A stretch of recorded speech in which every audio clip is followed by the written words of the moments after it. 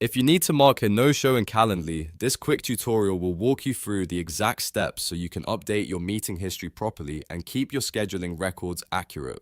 This is especially useful when an invitee misses a meeting and you want that event clearly labeled inside Calendly. If you find this helpful, go ahead and hit like and make sure to subscribe for more simple software tutorials just like this. Alright, let's jump in.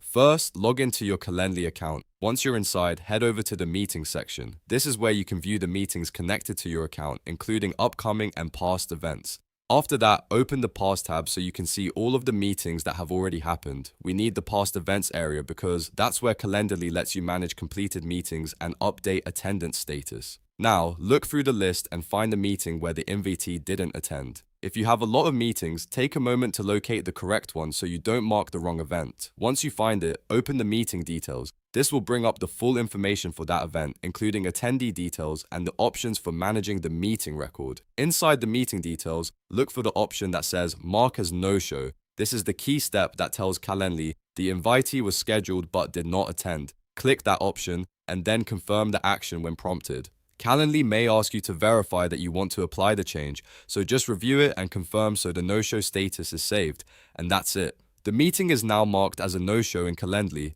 which helps you keep your records organized and makes it easier to track attendance across your scheduled sessions. If this video helped you out, please give it a like, subscribe to the channel, and turn on notifications so you don't miss the next tutorial. Thanks for watching, and I'll see you in the next one.